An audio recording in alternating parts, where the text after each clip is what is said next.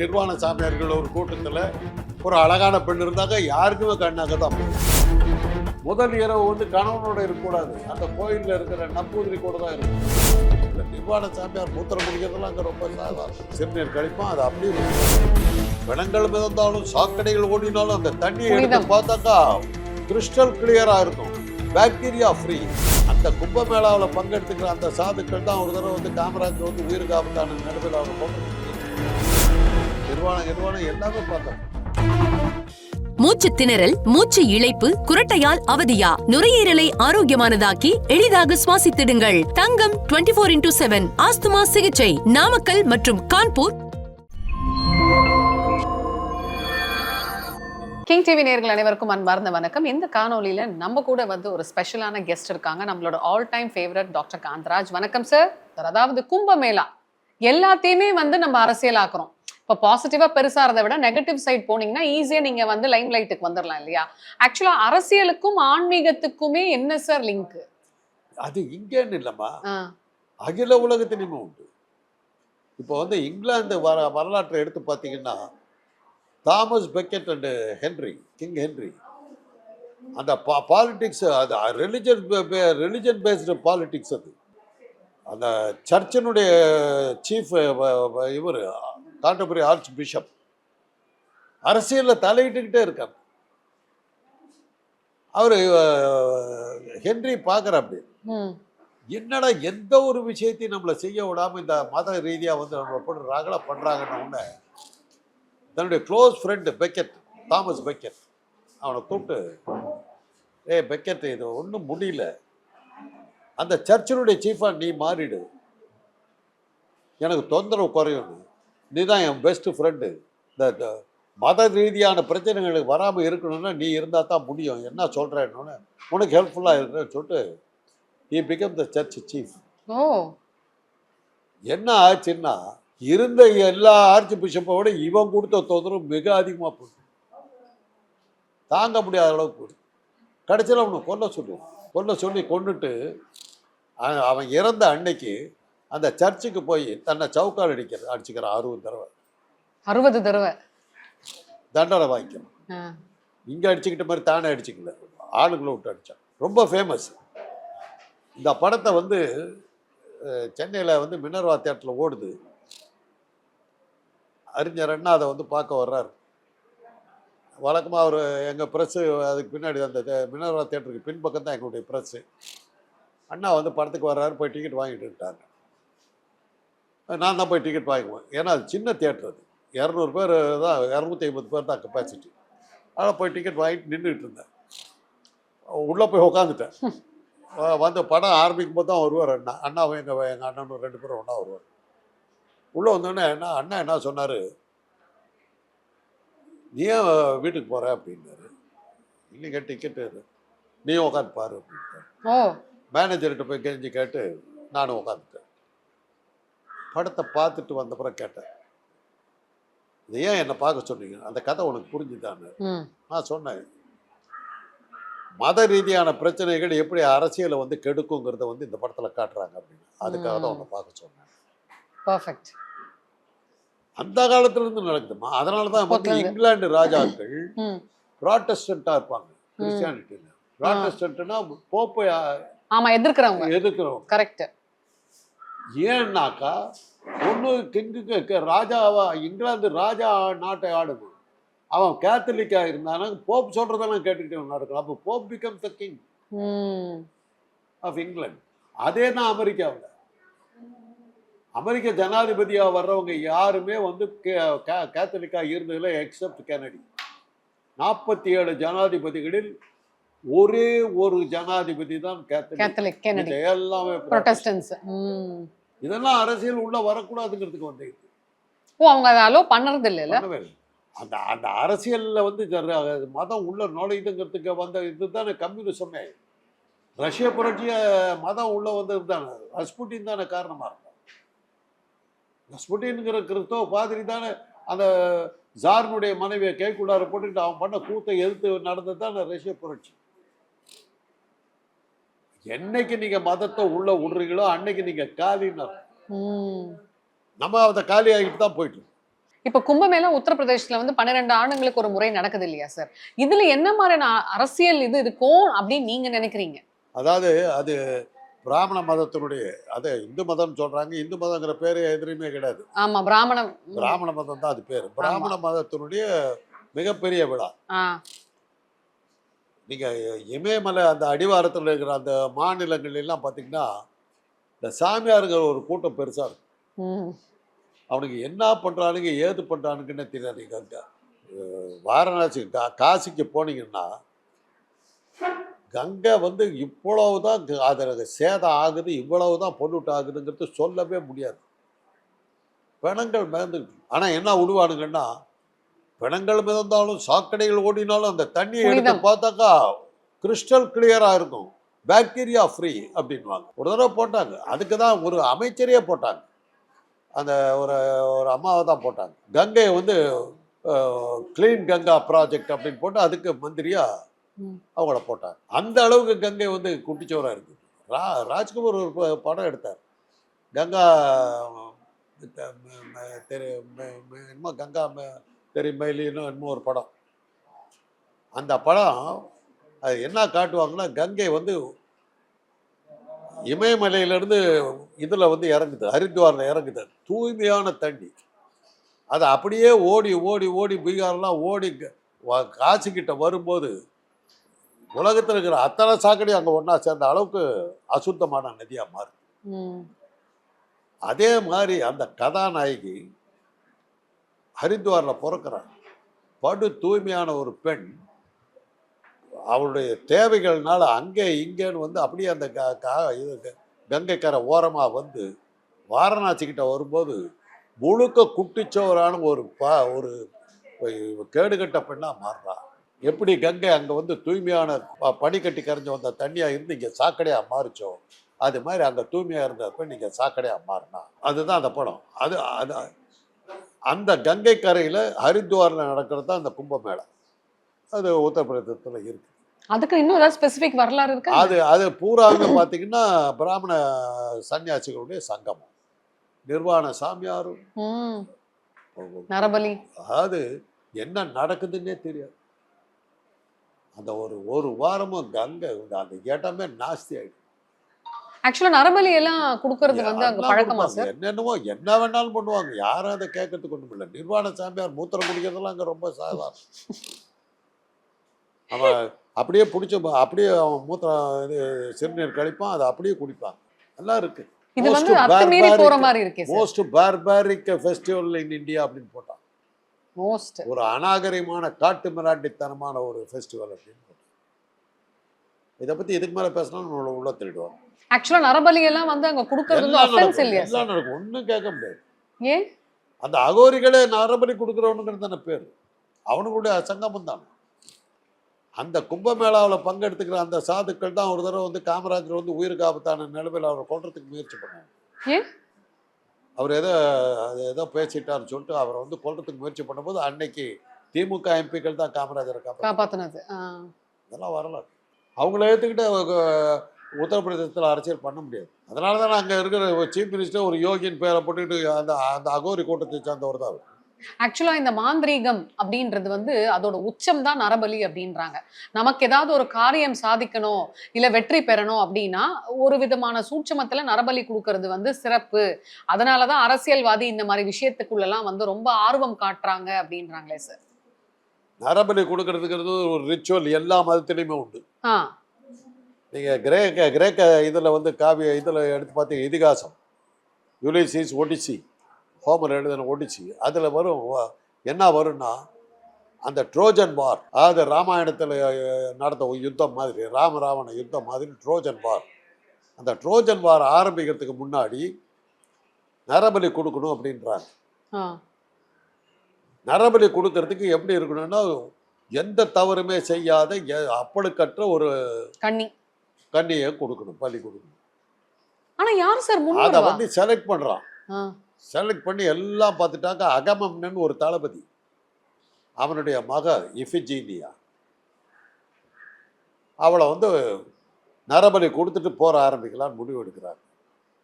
அதே மாதிரி தான் பாரத போர்ல இங்க வந்து நரபலி கொடுக்கணும்னு முடிவு எடுத்த போது அரவான் ஒருத்தனை பலி கொடுக்குறாங்க. அந்த அரவான் வந்து ஒரு அலி. அதனால தான் கூத்தாண்டர் கோயிலில் வந்து அரவான் பண்டிகை கொண்டாடுறோம். அந்த இஃபிஜீனியா அண்ட் அகமம்ன்றது ஒரு ஃபேமஸ் போயம் இருக்கு. நாளைக்கு அவளை வந்து நரபலி கொடுக்க போகிறாங்க. இன்னைக்கு அவங்க அப்பாவும் அவளும் பேசிக்கிறது தான் அந்த போயம். படிச்சிங்கன்னா கண்ணில் தண்ணி விடும். எனக்கு கல்லூரியில் நான் படிக்கும்போது இஃபிஜீனியா அண்ட் அகமம்னன் அப்படிங்கிறது ஒரு ஃபேமஸ். எல்லா இதுலேயுமே உண்டு. ஒரு டேம் கட்டுறீங்கன்னு வச்சுங்க. டேம் கட்டுறீங்கன்னாக்கா அந்த டேம் கட்டுறதுக்கு முன்னாடி நரபலி கொடுப்பாங்க. கோழி ஆடு மாடுனா பரவாயில்ல சார், நரபலி. ஆனா இது மேட்டூர் டேமுக்கு வந்து ஏறத்தாழ 100 பேத்துக்கு பக்கமாக நரபலி கொடுத்ததா ஒரு தகவல். வெள்ளக்காரன் கட்டு அவனே இதை பண்ணியிருக்காங்க. பொதுவாக வந்து விழாக்கள் ஆரம்பிக்கிறதுக்கு முன்னாடி, திருவிழா ஆரம்பிக்கிறதுக்கு முன்னாடி ஆடு வெட்டி இது பண்ணுறதுக்கெல்லாம் அந்த கொடுத்தாங்க. நரபலி வந்து ஆட்டு மாட்டுக்கு இருந்தது, மாட்டுக்கு தடை வந்ததுக்கப்புறம் ஆட்டுக்கு வந்து இப்போ கோழிக்கு வந்து பன்றிக்கு கூட கொடுக்குறாங்க. அது மாதிரிலாம் இருக்குது. நீங்கள் பார்த்தீங்கன்னா ஒரு யாராவது இறந்து போயிட்டாங்கன்னா அவங்க கூட ஒரு கோழி அது சனி பொணம் தொணத்தோடு அப்படின்னு சொல்லுவாங்க.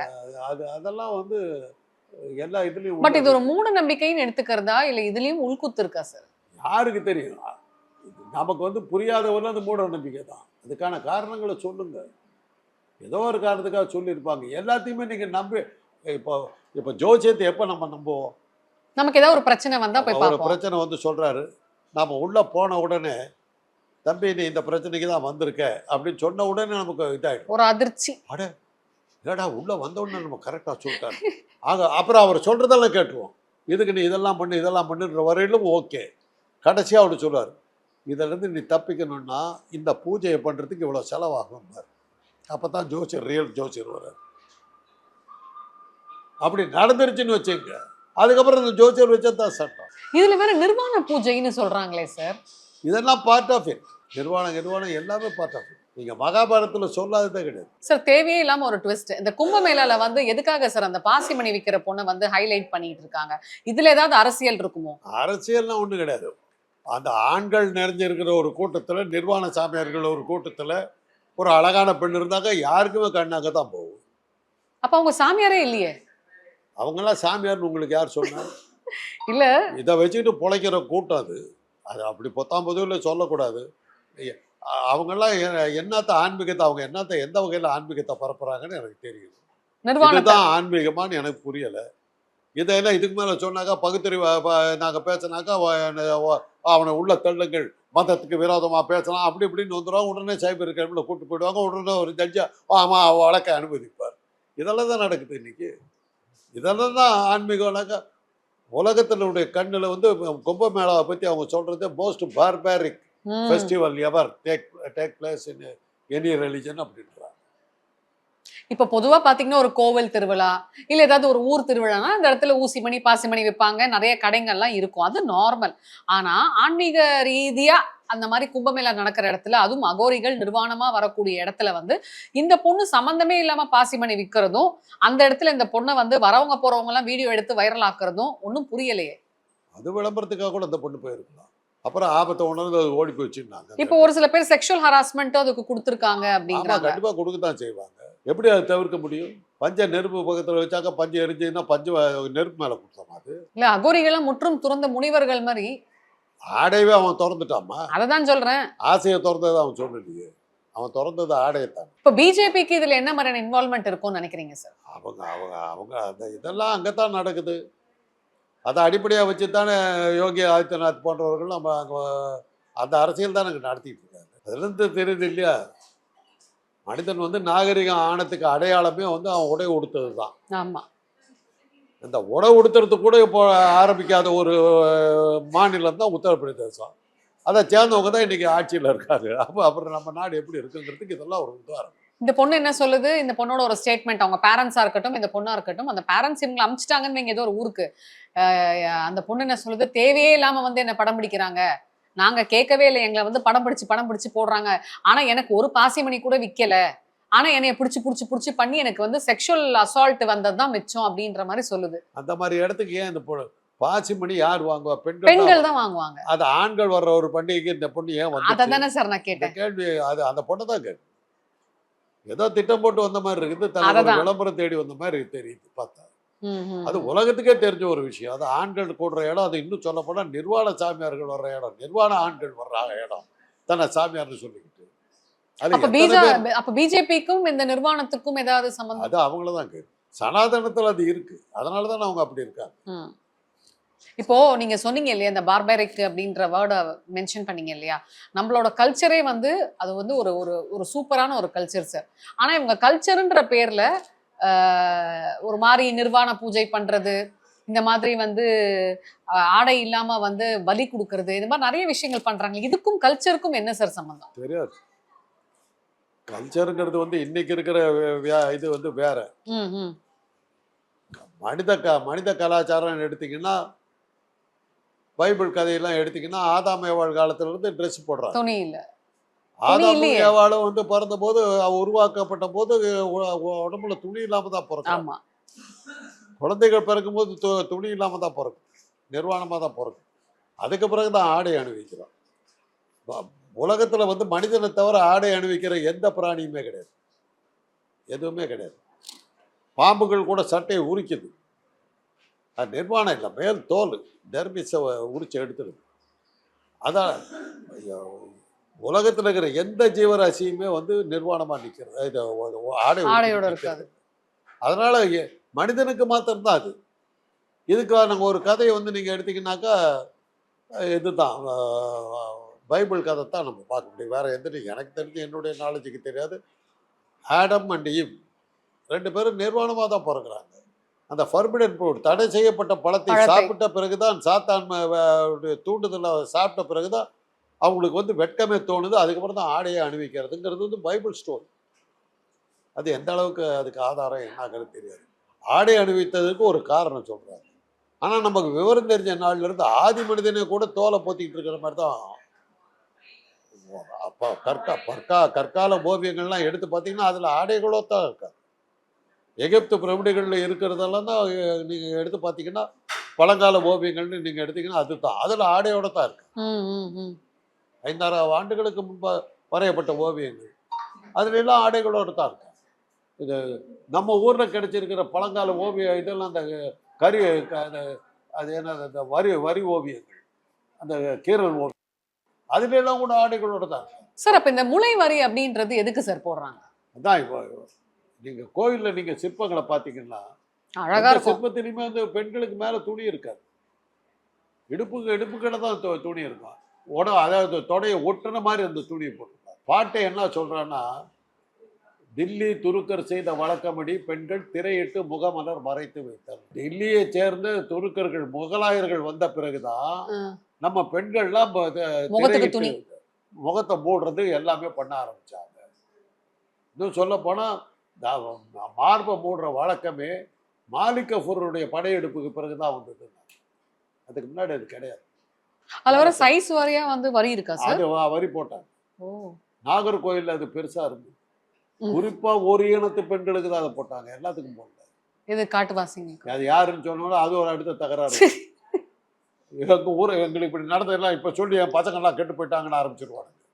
இதுக்கு இதே ஒரு வேலையை வச்சுட்டு இருக்கானுங்க, ஒரு செட்டு. பேசுனா குத்தம், நின்னா குத்தம். அதனால அது எந்த ஒரு குறிப்பிட்ட இனத்துக்கு தான் அதை போட்டாங்க. அதை எதிர்த்து தான் வைகுண்ட சாமி போராடினார். தோல் சிலை போராட்டம் ஒன்று பேர். என்ன சைஸ்ல அந்த மார்பு இருக்குதோ அந்த சைஸுக்கு தகுந்த மாதிரி வரி. இதெல்லாம் சனாதன தர்மத்தில் இருக்கு. இருக்கா? அது சனாதனம் சொல்லி தானே அதை செஞ்சாங்க. போராட வேண்டி வந்ததுமா, என் பெண்களுடைய மார்பு மூடுறதுக்கு போராட வேண்டி வந்தது. அந்த அளவு கட்டகாசம் பண்ணாங்க. கேரளாவில் இதை விட கேவலமெல்லாம் இருந்தது. ஒரு குறிப்பிட்ட இனத்து பெண்களை வந்து அவங்களுக்கு கல்யாணம் ஆச்சுன்னா முதல் இரவு வந்து கணவனோட இருக்கக்கூடாது, அந்த கோயிலில் இருக்கிற நம்பூதிரி கூட தான் இருக்கும். அதை எதிர்த்து தான் அந்த இனத்தை சேர்ந்த மன்னர் பத்மநாபன் ஒரு பெரிய போராட்டம் நடத்தினார். போராட்டம் நடத்துறதுக்கு பிறகு அது நின்றுச்சு. முதல் இரவு கணவனோட கிடையாது, நம்பூதிரியோட. அதனாலதான் திருவாங்கூர் மகாராஜா, கடைசியா இருந்த மகாராஜா திருமணம் செஞ்சுக்கல. அந்த சிஸ்டத்தை ஃபாலோ பண்ணுங்கிறதுக்காக திருமணம் செஞ்சுக்க மாட்டேன், வேண்டான்ட்டு. இதுல வேற ஆண்குறிய வழிபாடு ஏன் சார் பண்றாங்க? நீங்க வழிபாடுகள் பூராமே நீங்க வந்து லிங்கங்கிறது என்ன அது தெரியுது, செக்ஸ குறிக்கக்கூடிய அந்த சிம்பிள்னு சொல்லுவாங்க. உருவாக்குறது. சிருஷ்டியை உருவாக்குறது வந்து கடவுளால் தான் முடியுங்கிறான். ஒரு உடல் உறவு கொள்ளும்போது தான் ஒரு உயிரை உருவாக்குறோம். அந்த உடல் உறவுங்கிறது கடவுளுடைய தொழிலை நம்ம செய்கிறோம். அதனால தான் அதை கும்பிடுறோம். அதனால தான் சிவலிங்க வழிபாடு. நெத்தியில் போடுற நாமம் ஒரு பெண் ஆண்குறி, அதுதான் நாமங்கிறது பெண்குறி. வெள்ளையாக இருக்கிறது பெண்குறி, அதில் அந்த சிவப்பாக இருக்கிறது ஆண்குறி. அவன் நெத்திலேயே போட்டுட்டு போகிறான். அந்த நேரத்தில் தான் சிருஷ்டிக்கிறது வந்து கடவுளால் தான் முடியும். நீ அந்த உடலுறவு கொள்ளும்போது நீ கடவுள் செய்கிற வேலையை நீ செய்கிற, நீ கடவுளாகிறங்கிறது தான் இது. அடுத்தது என்னன்னா, உடலுறவின் போது தான் மனிதனுடைய மனம் உடல் ரெண்டும் ஒன்றா சேர்ந்து இயங்கும். மனசு வந்து எங்கேயோ இருந்துன்னா செக்ஸ் வராது. மனமும் உடலும் ஒன்றா சேர்ந்து இந்த செயலை செய்யணுன்றது ஒரே ஒரு இடம் வந்து என்ன மனுஷனுக்கு என்னக்கா செக்ஸ் தான். அந்த மாதிரியான தீவிரத்தோட மனமும் உடலும் ஒன்றாக இணைந்து நீ கும்பிட்டால் தான் கடவுளை அடைய முடியும். அதுதான் அதனால தான் கோயில்களில் வந்து அதை வைக்கிறாங்க. கீழே வந்து உடலுறவு காட்சிகள் வைக்கிறாங்க. இதில் நீ எவ்வளோ கான்சென்ட்ரேட் பண்ணி எவ்வளவு தீவிரமாக ஆழ்ந்து ஈடுபாடு காட்டியோ அந்த ஈடுபாட்டை காட்டினால் படிப்படியாக உயர்ந்து கோபுரத்துக்கு போய் நின்று கோபுர காலத்தை இதாகி அது கூறாகி உன்னை ஆகாயத்தில் கொண்டு கடவுள்கிட்ட சேர்க்கும். இதுதான் தத்துவம். நல்லா தான் இருக்கு தத்துவம். இதெல்லாம் சொல்லியிருக்காங்க. யாருக்கு தெரியும்? இந்த மாதிரி நல்ல விஷயங்களை யார் சொல்றது? அப்போ இந்த ஆண்குறி வழிபாடும் வந்து நார்த்ல இருந்து தான் வந்ததுன்றீங்க. சர்ச்சில் இருக்கிறது இதுக்கு இது எல்லா சர்ச்சிலும் ஒரு கோபுரம் இருக்குது இல்லையா? கோபுரம் இருந்து சிலுவையில் முடியுது. அது வந்து ஃபேலிக் சிம்பாலுங்கிறான். ஃபேலிக் சிம்பாலுங்கிறான், ஆண்குறிங்கிறான். எல்லாத்துலேயுமே ஆண்குறியை தான் ஒரு சிம்பாலை வைக்கிறாங்க. எல்லா ரிலிஜன்லையுமே அது இருக்குது. நிர்வாணங்கிறது அந்த காலத்தில் இருந்தது. சமணர்கள் வந்து நிர்வாணமாக தான் இருந்தாங்க. அதனால தான் அவங்களுடைய பேரை திகம்பர சாமியார்கள். திகம்பரம்னா நிர்வாணம்னா, ஸ்வேதாம்பரம் திகம்பரம் நிர்வாணமாக இருந்தாங்க.